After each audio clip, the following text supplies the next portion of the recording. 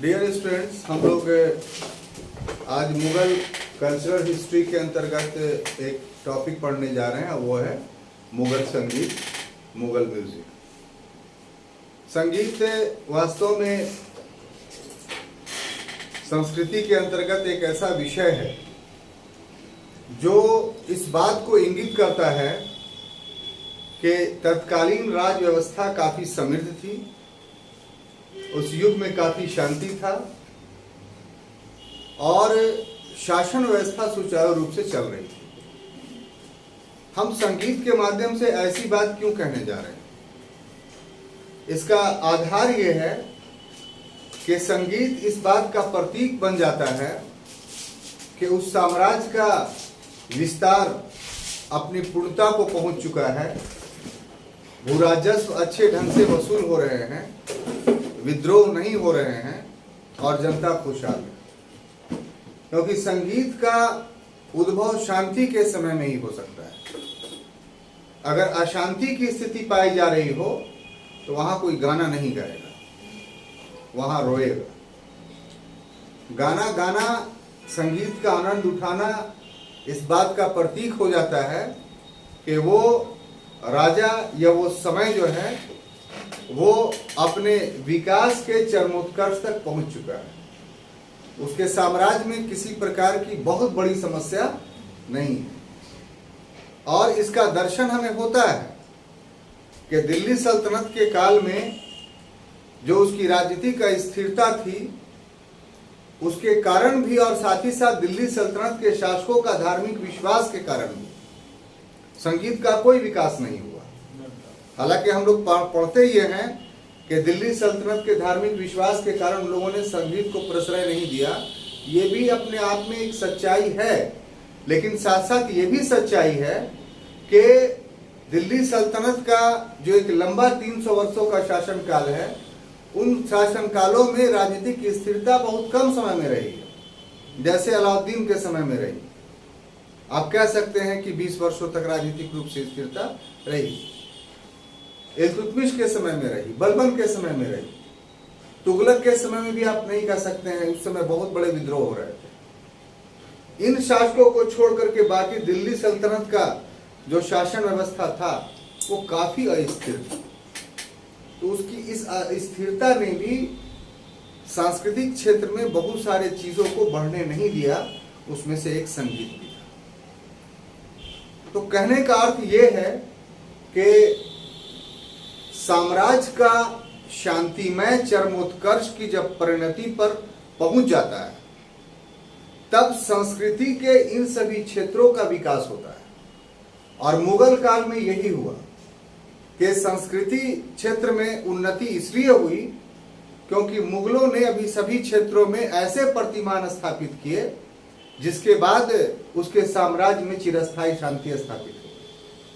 और यह बात संपूर्ण मुगल काल में बाबर और हुमायूं के समय में देखने को मिलता है कि इनके समय में जब राजनीतिक अस्थिरता थी तो संगीत का विकास नहीं हो पाया था। संगीत का विकास तभी हुआ जब अकबर, शाहजहां, जहांगीर का पीरियड आया, जिस समय कोई राजनीतिक अस्थिरता की स्थिति मुगलों के पास नहीं। तो एक कंसेप्ट है, एक विचारधारा है संगीत के कंटेक्स्ट में, जो मैंने आपको बताया। अब क्रमवार रूप से हम मुगल संगीत के विकासात्मक सोपान पर बढ़ेंगे और देखेंगे कि मुगलों के किस शासक के काल में क्या क्या काम हुआ है। तो सबसे पहले इंट्रोडक्शन में देखते हैं। तो उसमें जो अभी अभी मैंने आपको बताया कि दिल्ली सल्तनत में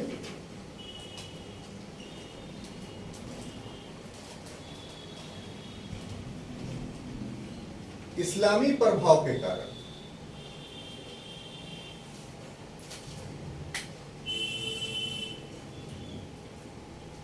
संगीत का विकास नहीं हुआ।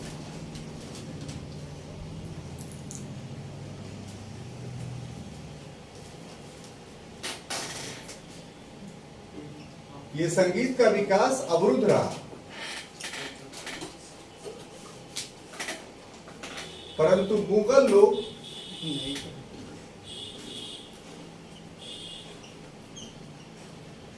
संगीत का पूर्ण विकास हुआ।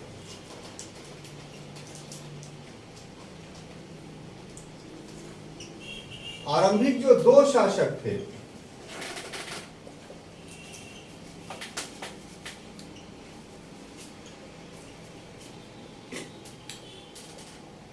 जिसमें एक का नाम बाबर और दूसरे का नाम हुमायूं।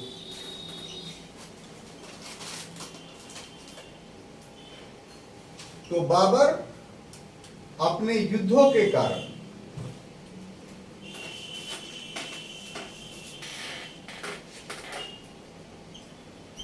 और हुमायूं अपनी राजनीतिक अस्थिरता के कारण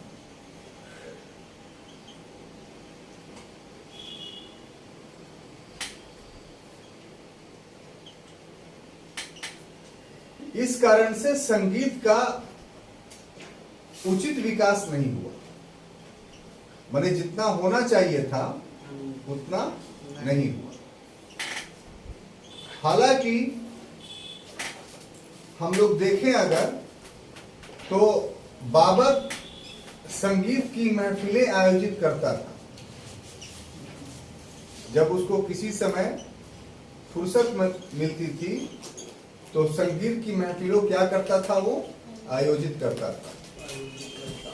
और जहां तक हुमायूं का प्रश्न है तो हुमायूं के बारे में हम जानते हैं कि पहली बात कि 29 संगीतकार उसके दरबार में थे, और दूसरी बात कि वो जो है सोमवार और बुधवार को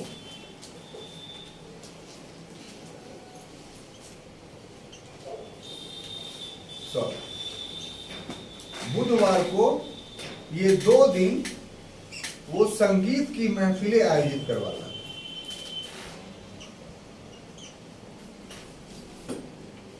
तो इंट्रोडक्शन में इतनी सारी बातें आपको मुगल संगीत के बारे में जाननी है, इससे ज्यादा बातें नहीं जाननी है।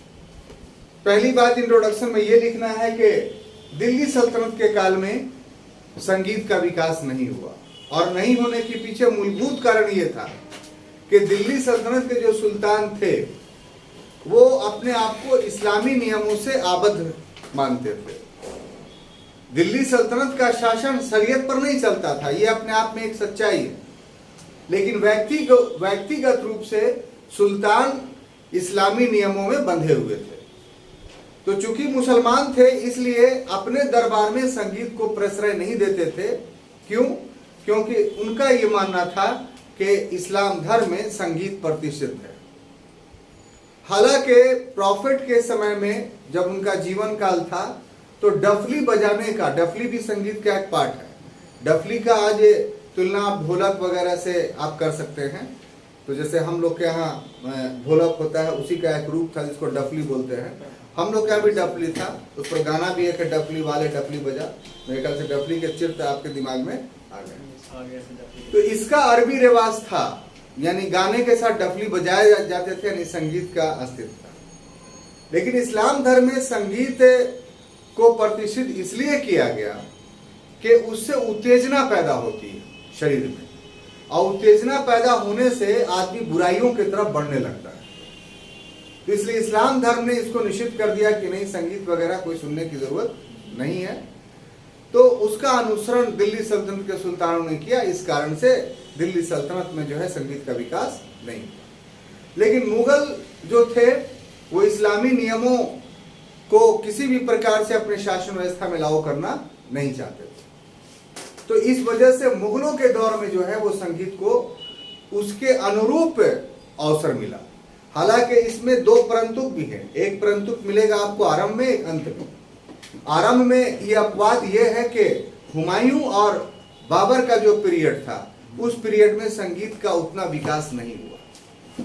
हालांकि व्यक्तिगत रूप से बाबर और हुमायूं दोनों संगीत से दिलचस्पी रखते थे। और दूसरा परंतु क्या हुआ, दूसरा अपवाद क्या हुआ, वो ये कि औरंगजेब ने बाज़ाब्ते तौर पे संगीत को निरुत्साहित किया, बैंड कर दिया कि नहीं संगीत हो गए। बात समझ में आई?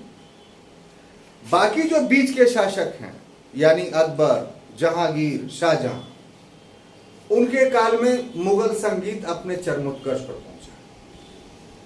तो ये एक लचक मुगल संगीत को पढ़ते समय आपके मस्तिष्क में रहनी चाहिए कि संपूर्ण मुगल काल जो था वो संगीत के लिए बहुत उन्नत का काल नहीं था, बल्कि इसका आरंभ और अंत जो था वो आरंभ में इसके आरंभिक विकास का काल था और अंत में इसके पतन का काल नहीं था, बल्कि इसके समाप्ति का काल था। ठीक है। अब देखिए कि बाबर और हुमायूं की जहां तक बात है, तो बाबर 3 वर्ष 8 महीना भारत में रहा, वो एज ए शासक, एज ए किंग, और ये 3 वर्ष 8 महीना युद्धों में ही व्यस्त रहा। इसलिए बाबर व्यक्तिगत रूप से संगीत में दिलचस्पी लेता भी था, तो उसको अवसर नहीं मिला कि संगीत के लिए कुछ कर सके। हाँ, वो संगीत से लगाव रखता था, इसका प्रमाण बाबरनामा में, ये तो उसके बाबरी में ये मिलता है कि फुर्सत के समय में, जब युद्ध के मैदान से हट करके कुछ समय फुर्सत का समय मिलता था, तो उस समय वो संगीत सुना करता था, यानी संगीत की महफिलें आयोजित करता था। तो जाहिर सी बात है कि संगीतकार उसके पास होंगे, तभी संगीत की महफिलें आयोजित करता था। तो ये विरोधी नहीं था, समर्थक था संगीत का। संगीत का पूर्ण विकास इसलिए नहीं हुआ कि इसको अवसर नहीं मिला। और जहां तक हुमायूं का प्रश्न है, तो इसके काल में संगीत का पूर्ण विकास इसलिए नहीं हुआ कि ये पॉलिटिकली अनस्टेबल शासक था। 10 वर्ष तक शासन किया, अंत में निर्वासन के बाद जब आया तो 6 महीने शासन किया। तो मूल रूप से आप 10 वर्ष को अगर देखिए तो पूरा 10 वर्ष उसका राजनीतिक अस्थिरता का दौर था। और इस दौर में इस कारण से कि वो पॉलिटिकली अनस्टेबल हो चुका था, वो जितना ध्यान संस्कृति के क्षेत्र में देना चाहिए वो नहीं दे पाया। लेकिन उसका व्यक्तिगत रुझान संगीत की तरफ पूर्ण रूप से था। और चूंकि ज्योतिषी में भी विश्वास करता था, इसलिए ज्योतिषी से संगीत को उसने इंटरलिंक किया। और ऐसा विश्वास उसका बन गया कि सोमवार और बुधवार ये 2 दिन ऐसा है जो मुरादों का दिन है। डू यू नो मुराद? मुराद इच्छा। हाँ, इच्छा। तो इच्छा आपका हमसे भी हो सकता है कि सर कुछ दे दे, ये भी मेरी इच्छा है। लेकिन वो इच्छा जो ईश्वर के साथ जुड़ जाए कि ईश्वर हमें कोई इच्छा प्रदान करे, तो उसको हम लोग मुराद बोलते हैं। आप इसको मुराद को हिंदी में मनोकामना बोल सकते हैं। हे भगवान, मेरा मनोकामना को पूरा करो, ऐसा बोलते हैं कि नहीं मंदिर में जाकर? अच्छा, मंदिर में जाकर कहीं और जाके बोलते हो? आप लोग मंदिर में जाके बोलते हो? हमारे दिवाकर भाई अपने घर में बोलते हैं, ये गलत बात। लेकिन मनोकामना इनका भी है। कोई मुसलमान है, वो मजार पे या मस्जिद में या घर में कहीं दुआ मांगे, तो वो जो दुआ मांगता है ईश्वर से, वो मुराद कहलाता है। अब बात समझ में आएगी? मुराद बाटी में मुराद, मुन्ना भाई, मनोकामना, मन की जो इच्छा है उसको मांगना, उसको मुराद बोला जाता है। हाँ, तो हुमायूं सोमवार, ये ऑब्जेक्टिव क्वेश्चन है। यहाँ आपको सुनने में अच्छा लग रहा है, लेकिन ध्यान से अगर मस्तिष्क में बैठाएगा, सोमवार और बुधवार, सोम के बाद मंगल होता है तो एक दिन माइनस कर दीजिए, यानी माइनस नहीं, हटा दीजिए उसको। तो सोमवार और बुधवार को ये मुराद का दिन मानता था। तो मुराद पाने के लिए हुमायूं संगीत को माध्यम मानता था कि ईश्वर मुराद की पूर्ति तभी करेगा जब संगीत के माध्यम से जो है उससे अपनी मांगों को मांगा जाए। तो इसलिए जो है वो इस 2 दिनों में संगीत की महफिलें आयोजित करवाता था। कौन? हुमायूं। और जो इतिहासकार विवरण देते हैं जगह जगह से निकाल करके, वो ये कि हुमायूं के साथ या उसके दरबार में जो भी कह लीजिए 29 संगीतज्ञ रहा करते थे।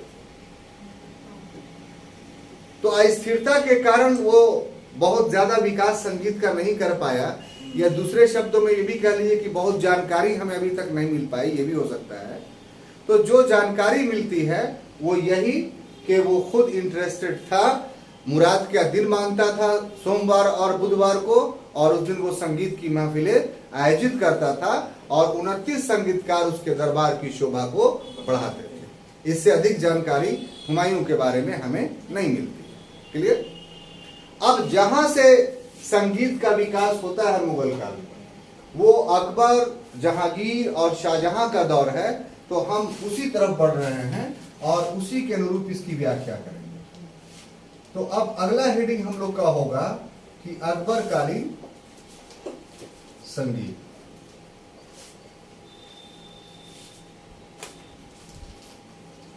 अकबर कालीन संगीत।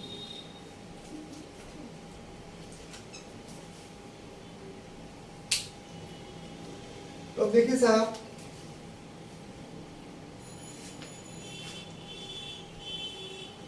जो मुगल संगीत था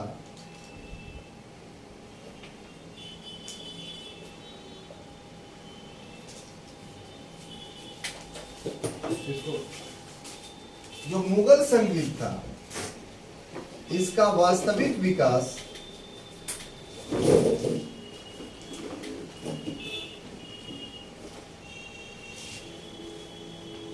अकबर के काल में, ठीक है। क्यों हुआ कि अकबर बचपन से ही जो है, जब वो बच्चा था तो संगीत के प्रति से उसका लगाव था, और बचपन में ही सिर्फ लगाव नहीं था बल्कि संगीत उसने सीखी,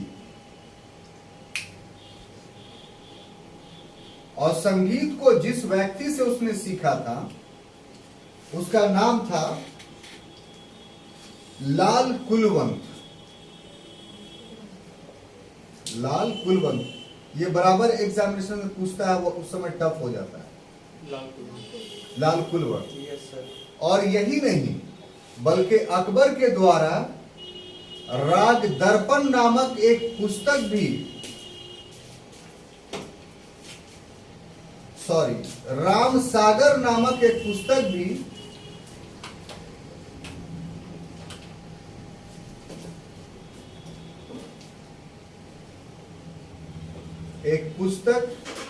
प्रकाशित करवाया।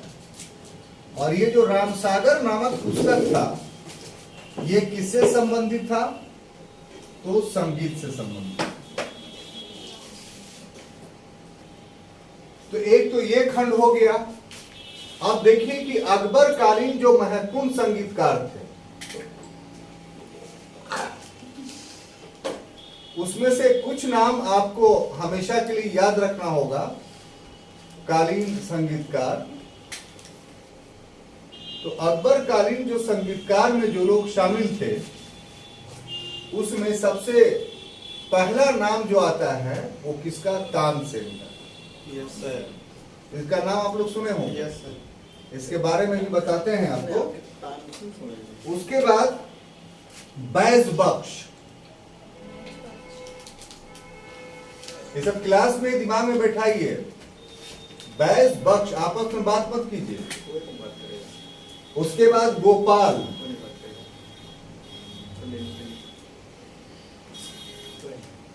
उसके बाद हरिदास,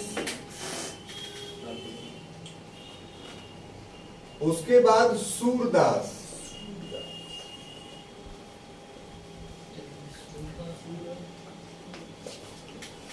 उसके बाद सुभान खान,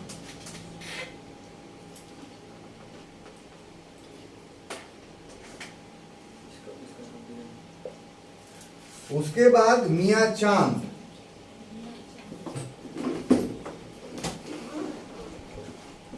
तो ये सब महत्वपूर्ण संगीतकार थे जो अकबर के दरबार में संगीत की शोभा बढ़ाते थे। अब देखिए, इसमें सभी का विवरण तो संभव नहीं, सभी अपने आप में काफी महत्वपूर्ण थे, लेकिन तानसेन का जो नाम है कि कह लीजिए कि किसी शासक से उसके दरबार में कुछ व्यक्ति शासक से भी ऊपर हो जाता है और शासक भी उसके सामने नतमस्तक हो जाता है। ऐसे कभी कभी इतिहास में ऐसे उदाहरण मिलते हैं। मुगलों के समय में ऐसा परिदृश्य सिर्फ अकबर के दरबार में उत्पन्न हुआ। कि अकबर के दरबार में अकबर से भी सम्मान में कोई व्यक्ति ऊंचा था। कितनी खूबसूरत बात। और वो व्यक्ति कौन था? तो तानसेन। आप क्यों ऐसा कह सकते हैं? संगीत के माध्यम से और भी संगीतकार थे, दूसरे संगीतकारों की भी अपनी योग्यता थी और प्रभावशीलता थी और लोग उससे प्रभावित होते थे। सबसे प्रभावित कर रहा था। लेकिन तानसेन अकबर से भी ऊपर हो जाता था मुगल दरबार में, ये आप कैसे प्रमाणित कर सकते हैं? तो हम थोड़ा सा समय दिए देते हैं आपको, कभी तो सोचिए और अपने एक्सप्लेनेशंस को जो है वो हम आगे वो बढ़ाएं। अच्छा गाता होगा सर, और उसका पॉपुलैरिटी ज्यादा होगा। ठीक है, ये थोड़ी देर बाद बात करते हैं इसमें। पहले आप देख लीजिए, हो सकता है कि मेरे एक्सप्लेनेशंस में जो है वो आपको बातें मिल जाए। और एक नाम अगर छोड़ दिया जाए तो अधूरा हो जाएगा, और वो है बाज बहादुर। इस पर भी बहुत क्वेश्चन आता है साहब। ये बाज बहादुर के बाद ये भी संगीतज्ञ था। बाज बहादुर का नाम आपको याद पड़ रहा है? नहीं सर। ये मालवा का शासक था और अधम खां को इसको पराजित करने के लिए भेजा था, अपने मामा को। और वहां क्या हुआ था कि ये मालवा पर कब्जा तो अधम खां ने कर लिया था, लेकिन लूट खसोट मचा दिया। तो फिर अकबर खुद अभियान किया, आदम खां को पकड़ के लाया और उसको बहुत मारा, उसको जान से मार दिया और मालवा को मुगल साम्राज्य में शामिल कर लिया। पहला उसका साम्राज्य में शामिल होने वाला ये क्षेत्र था अकबर के। और बाज बहादुर चूंकि बहुत बड़ा संगीतज्ञ था, तो उसको भी अपने साथ ले आया और इसे मुगल दरबार में इस बाज बहादुर को 2000 की मनसबदारी दी। 2000। और ये 2000 का मनसबदार क्यों बनाया उसको? तो सिर्फ उसके संगीत की वजह से, कि उसको वेतन मिलता रहे और दरबार में संगीत को प्रश्रय बाज बहादुर देता रहे। अगर बाज बहादुर संगीतज्ञ नहीं होता तो अकबर कभी भी मालवा के शासक को जो है वो मनसबदार नहीं बनाता। मालवा के शासक को मनसबदार बनाने का कारण ये था कि मालवा का शासक जो था वो क्या था? संगीतज्ञ। अब हम टॉपिक पर आते हैं। ये जो तानसेन है, इसका विस्तार से हम वर्णन करना चाहते हैं, क्योंकि ये अगर आप वर्णन कर दिए, इसका मतलब ये हुआ कि अकबर कालीन संगीत का आपने वर्णन कर दिया। सभी संगीतज्ञ अकबर के शासनकाल में एक से एक थे, इसमें कोई दो राय नहीं। लेकिन बोला ना कि उसमें से कुछ व्यक्तित्व ऐसा होता है कि जो अपने प्रकाश से अन्य प्रकाशों को जो है वो आच्छादित कर देता है, ढक देता है। जैसे एग्जाम्पल के तौर पर आप लोग इतने सारे लोग हैं, सब कोई एक एक दिया लेकर के आइए और कमरे का लाइट बुता रहे, तो उस दिए से प्रकाश निकल रहा है, इसमें कोई दो राय नहीं है। उस दिए से रोशनी हो रही है। सभी लोग अपने अपनी कॉपियों को उस दिए के माध्यम से देख रहे हैं, पुस्तकों को, और कॉपियों पर लिख रहे हैं। लेकिन मैं एक बहुत बड़ा बल्ब जला दूं तो क्या हो जाएगा कि जो दिए का प्रकाश है वो उस बड़े बड़े बल्ब से जो है वो आच्छादित हो गया, ढक गया। इसका मतलब ये नहीं हुआ सोनू भाई कि वो उन दियों का अस्तित्व समाप्त हो गया। ये भी एक खूबसूरत बात। उसके समय परास्त हो गए। उन दियों का भी अस्तित्व रहा, लेकिन वे दिए जो है अपना प्रकाश दे रहे हैं, लेकिन उस प्रकाश के सामने गुंग बैठे हुए हैं। सारे लोगों का ध्यान फिर उस प्रकाश की तरफ चला गया। Yes sir. कितनी खूबसूरत बात। तो यही हाल मुगल दरबार के संगीत के क्षेत्र में हुआ कि एक से एक दीपक था संगीत का, लेकिन तानसेन एक ऐसा शुआए शम्स था। शुआए शम्स का मतलब सूरज की किरण। शोआ मतलब किरण होता है, शम्स का मतलब होता है सूरज। तो ऐसा शोआए शम्स था कि जिसने अन्य दियों को आच्छादित कर दिया, ढक दिया। इसलिए यदि हम सूरज का ही अध्ययन कर लें तो फिर अन्य छोटी मोटी रोशनियों का अध्ययन करने की क्या जरूरत है। तो इसीलिए अगर सिर्फ तानसेन का आप अध्ययन कर लेते हैं तो इसका मतलब हुआ कि आपने पूरे मुगल संगीत का आपने अध्ययन करेंगे। क्लियर। यस ये बताना जरूरी था, ऐसा नहीं तो आप बोलते कि सबके बारे में बताइए। सर, तो उसमें सर क्या सूरज की रोशनी से क्या काम किया सूरज की रोशनी अरे सुनिए ना, अभी तो इब्तदाए इश्क है, अभी तो पूरी बात आपको बतानी है, पहले पढ़ तो लीजिए आप। अब देखिए कि तानसेन का साहब जहां तक प्रश्न है, तो इस तानसेन का जो वास्तविक नाम था वो तानसेन नहीं था, समझ गए। इसका वास्तविक नाम जो था वो रामतनु पांडे था। क्या? रामतनु पांडे। और इसका यह नामकरण जो है यानी तानसेन, किसने दिया था? तो ग्वालियर नरेश ने। अकबर ने नहीं दिया था। ये सवाल आता है, सब लिख देगा कि राम तानसेन पंडित था, उसका नाम रामतनु पांडे था, बहुत प्रकांड विद्वान था, और ऐसा भूमिका बांधेगा क्वेश्चन में, और लास्ट में बोलेगा कि इसको तानसेन की उपाधि किसने दी थी। अब इतना ऊपर से चढ़ा करके उतार करके लिखा, अकबर ही देगा आपको देगा। तो ये सब आपको फ्लटरिंग करता है क्वेश्चंस में, तो उससे होशियार रहिए। उसे फ्लटरिंग का एक जगह ये भी है, ठीक है। इसको इसका नामकरण किसने रखा था? ग्वालियर नरेश ने। इसने जो है ग्वालियर के संगीत विद्यालय में, ग्वालियर के संगीत विद्यालय में, वहां बहुत बड़ा जो है विद्यालय था संगीत का, यहीं ये शिक्षित हुआ था संगीत के क्षेत्र में। कौन? रामतनु पांडे। और यहां इसके जो गुरु थे वो स्वामी हरिदास थे।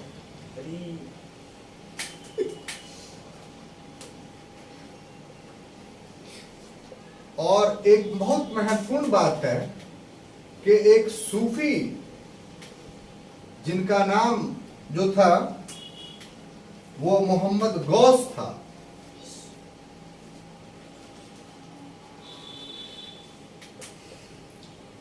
तो इनसे प्रभावित होकर के, मोहम्मद गौस से प्रभावित होकर के ये जो रामतनु पांडे है, इसने इस्लाम धर्म को स्वीकार कर लिया। तो ये भी सवाल आता है कि साहब कौन सा ऐसा नवरत्नों में से है जिसने इस्लाम स्वीकारा, तो वो रामतनु पांडे या तानसेन। अब उसके बाद इसकी विशेषता ये थी कि उस समय शेख सलीम चिश्ती जिंदा थे कुछ दिनों तक, तो शेख सलीम चिश्ती भी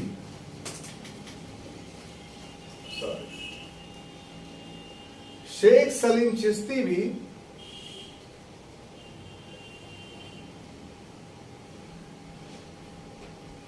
इसके संगीत को सुनते थे।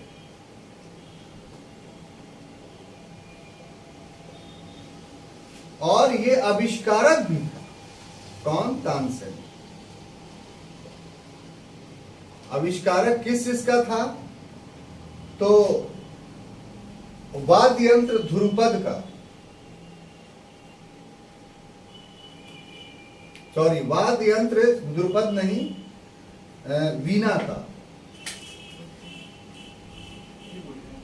और गायन शैली ध्रुपद का। ये ऑब्जेक्टिव क्वेश्चन आता है कि इसका गायन शैली जो ध्रुपद है उसका आविष्कारक कौन था, तो वो तानसेन था।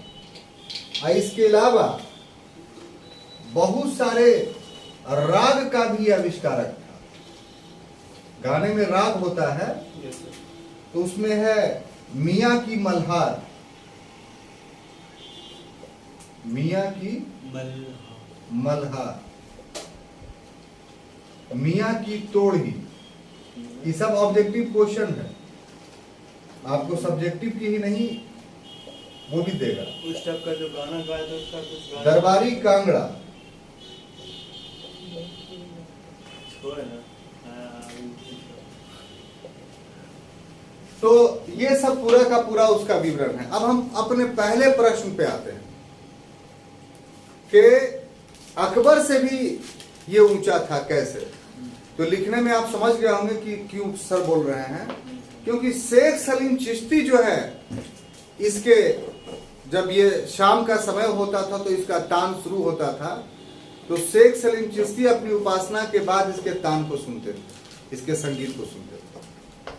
और शेख सलीम चिश्ती का सम्मान कौन करता था? अकबर करता था।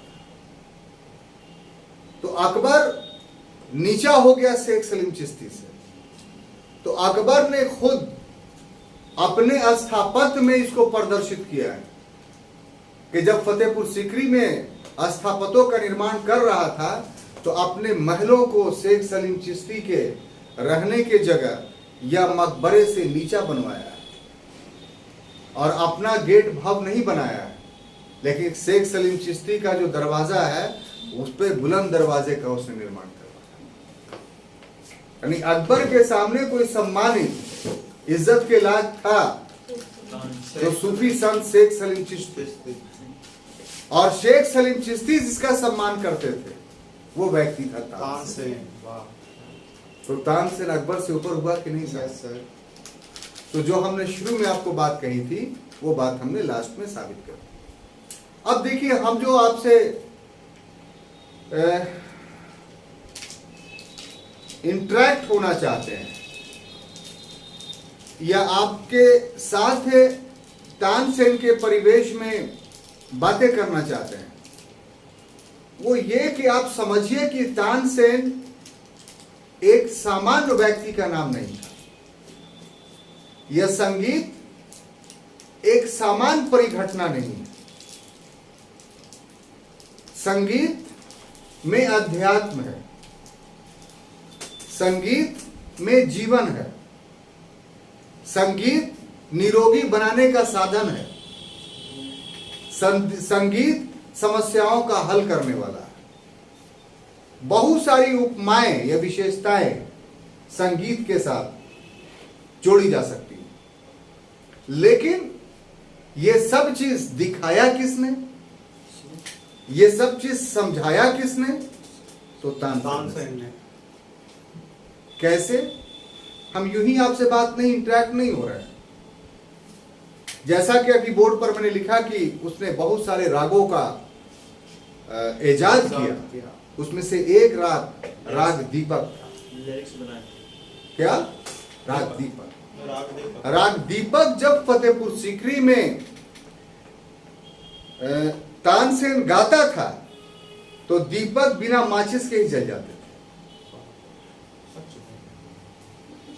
ठीक है। इसी प्रकार से एक राग ऐसा था, इसका नाम हम भूल रहे हैं, उस राग के गाने से जो महल की कांच लगी हुई थी खिड़कियों पर वो टूट जाती थी। एक राग मल्हार है कि जब राग मल्हार तानसेन गाते थे तो बारिश हो जाती थी। अब जो संगीत के बारे में पूर्व में अभी हमने विशेषताएं बताई, तो उससे ये प्रमाणित हो रहा है कि नहीं कि उसमें अध्यात्म है? एकदम सर।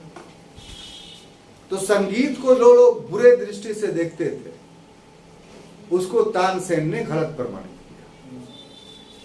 किया। कोई रोगी व्यक्ति है, उसके संगीत सुन करके निरोगी हो गया, उसके रोग ठीक हो गए। आप इसको व्यक्तिगत रूप से भी महसूस करते होंगे कि जब बहुत अवसाद में रहते हैं तो मुकेश का गाना सुनते हैं दुख भरी गाना सुनते हैं, जगजीत सिंह, चित्रा सिंह का गाना सुनते हैं, ठीक है। तो क्यों, क्या फायदा होता है आपको? तो आप अवसाद से निकल जाते हैं। तो संगीत का प्रयोग किया ना आपने अपने आप को बीमारी से ठीक करने में, तो इसलिए जो है वो जो ये व्याख्या है वो पूरी तरीके से सही है। तो देखिए ऐसा हम क्यों आपको बता रहे हैं, ऐसा इसलिए कि ऐसा पढ़िएगा तभी ये सब चीजें आपको याद रहेंगी। अगर इस ढंग से एक्सप्रेस तो फिर इंटरेस्ट नहीं जगेगा। एक फॉर्मेलिटी के रूप में हम मुगल म्यूजिक पढ़ रहे हैं। आखिर आकर्षण क्यों था? इतने बड़े बड़े जो है वो राजपूत रियासत के मालिक थे, वो मनसबदार बन जाते थे, तो खाली पैसा ही के लिए? बहुत सारी चीजों से अट्रैक्शन था। आप सिर्फ यहाँ पढ़ने ही के लिए आइए तो कोई अट्रैक्शन नहीं होगा। पढ़ाई के अतिरिक्त भी कुछ अट्रैक्शन होना चाहिए, तो आपको लगे कि नहीं वह जाना चाहिए। जब मुन्ना भाई कुछ बात के लिए गर्म हो गए, इस बात को समझ नहीं पाए, समझ गए, इनको ऑब्जेक्शन हो गया, लेकिन वही ये सब छोटी छोटी बातें हैं जिसको कहने के बाद जो है वो आप का जो थकान है वो दूर होता है और फिर आप टॉपिक के तरफ जो है खिंचाए चले जाते हैं। ठीक है। तो आप देखिए ऐसा भी हो सकता है कि उनके बारे उस एम्बिशन पाले हुए कि हमारे बारे में बोलते था कि अच्छा लगता। खैर घबराइए नहीं, किसी मौके पे आपको भी उल्टा नहीं है। अब दूसरा जो टॉपिक है वो है साहब अकबर के बाद किसका? अकबर के बाद कौन बैठा था शासक? वेरी गुड, अच्छा वो बता दिया, तो क्लास हो जाता आपका।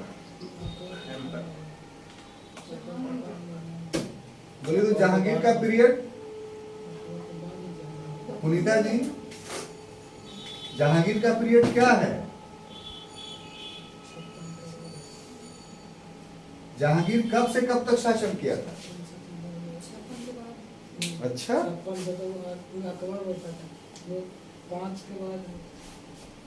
जहांगीर नहीं पढ़ाएंगे जब तक बताइएगा नहीं। कब तक? 27 तक। यहाँ पर जोर दिया, सब याद है आपको। पढ़ने का तरीका है, रिकॉल कीजिए। बैक आया तो हम कैसे करें। अब देखिए जहांगीर का पीरियड आप 1605 से 27 नहीं भूलिएगा, तो ये अच्छी आदत है। अब देखिए साहब के जहांगीर ने भी संगीत को प्रोत्साहन दिया।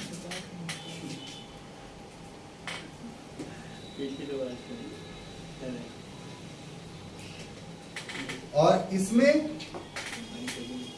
जहांगीर के शासनकाल में निम्न संगीतकार, उसमें पहला नाम है विलास खां। ठीक है, क्या? विलास खां। ये विलास खां कौन है पता है आपको? ये तानसेन का पुत्र है। तो ये आपके लिए बहुत इंपॉर्टेंट हो गया, क्योंकि पूछा जा सकता है कि तानसेन का पुत्र कौन है निम्न में से चार में? विलास। तो अगर अभी रुक करके इसको नहीं मेमोराइज कीजिएगा तो उस समय समझ में नहीं आएगा। और ये किस पीरियड में था? दूसरा क्वेश्चन पूछने का तरीका ये है कि तानसेन का पुत्र का नाम विलास खां था, ये किस काल का, किसके दरबार का संगीतकार था? तो अगर आप ध्यान नहीं दिए तो बोलेगा बाप पे जिसके दरबार में होगा बेटा भी वही ना होगा, तो मार दीजिएगा अकबर, तो गलत हो जाएगा। बेटा कहाँ से जाएगा? बाप के साथ बेटा हो सकता है, हो सर, आपकी सोच का नहीं ना कहा जा सकता है। ठीक है। और उसके बाद छतर खां,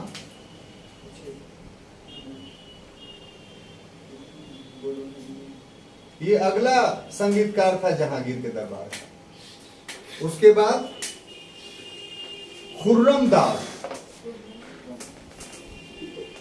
खुर्रम शाहजहां मत समझ लीजिए, ये खाली खुर्रम नहीं था बल्कि खुर्रम दास नाम था इसका। उसके बाद मक्खू नाम था, मक्खी मत समझ लीजिएगा, मक्खू। और उसके बाद अगला था हमजान।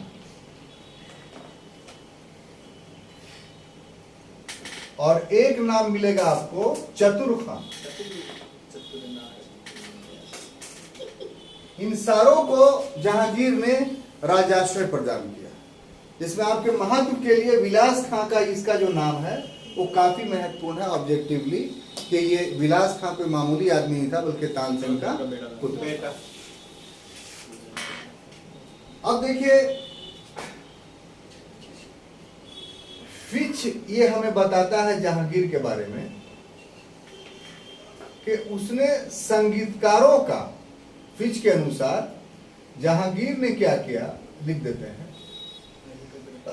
जहांगीर ने संगीतकारों का वर्गीकरण किया।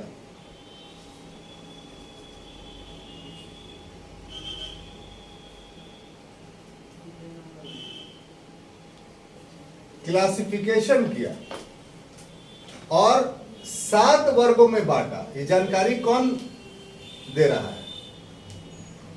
फिच। और 7 वर्गों में बांट करके प्रत्येक वर्ग, प्रत्येक संगीतकारों का एक वर्ग सप्ताह में एक दिन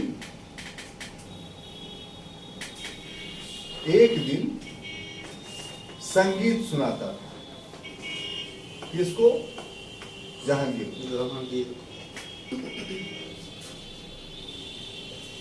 और जहांगीर क्या करता कि उस पूरे वर्ग को पारितोषिक देता जो बढ़ जाता उन लोगों के बीच में।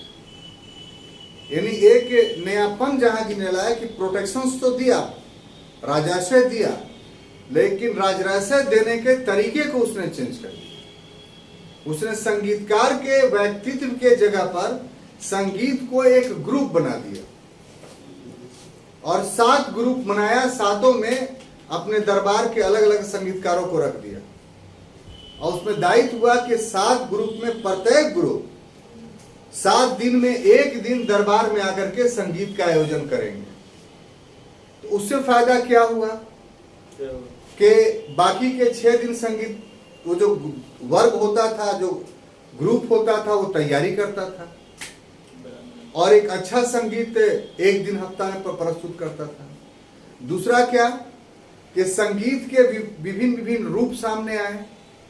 कुछ इंस्ट्रूमेंटल, जैसे एग्जांपल के तौर पर संगीत का एक रूप कव्वाली, हालांकि कव्वाली का आविष्कार जो है था वो दिल्ली सल्तनत में ही हो चुका था।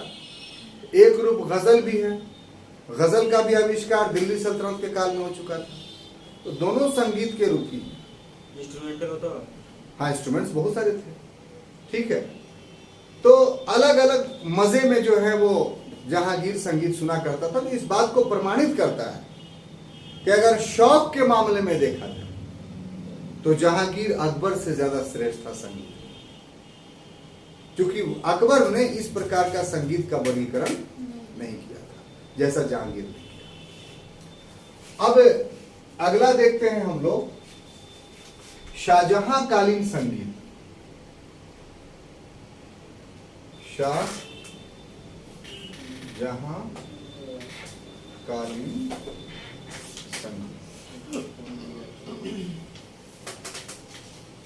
ठीक है।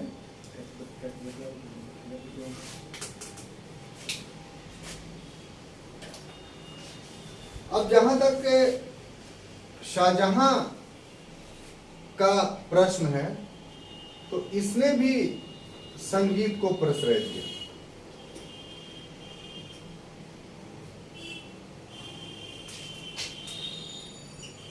और इसके कालीन जो संगीतकार थे शाहजहां के काल का, उसमें जो महत्वपूर्ण नाम था वो था जगन्नाथ।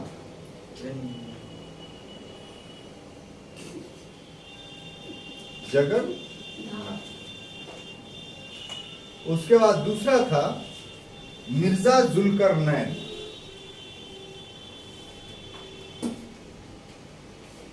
मिर्जा जुल्करनैन। तीसरा था लाल खां।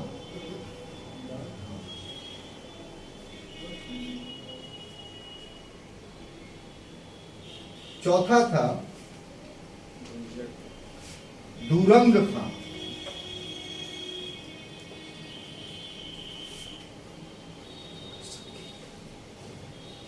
पांचवा था महापात्र।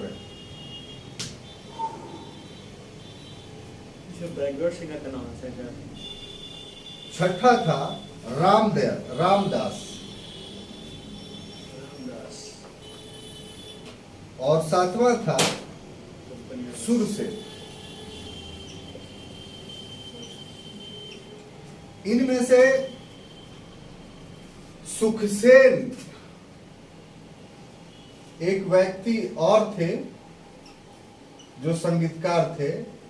इनमें से सुखसेन रबाब बजाने में वो काफी महारत थी। रबाब एक वाद्य यंत्र था। इसी प्रकार से सूरसेन जो थे वो वीणा बजाने में काफी सिद्धस्त थे। ठीक है। इसका जो दरबारी संगीतकार था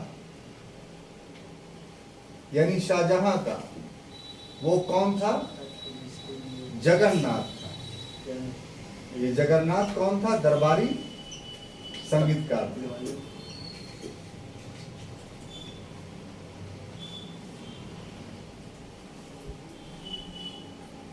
और लाल खां जो था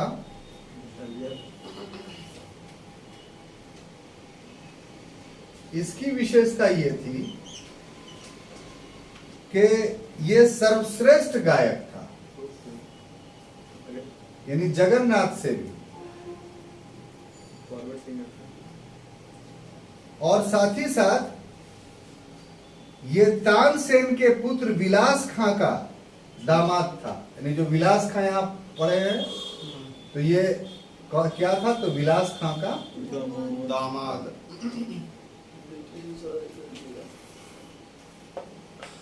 तो ये सारे विवरण जो है आपको शाहजहां कालीन आपको जानने चाहिए। अब अगला जो है वो है औरंगजेब कालीन।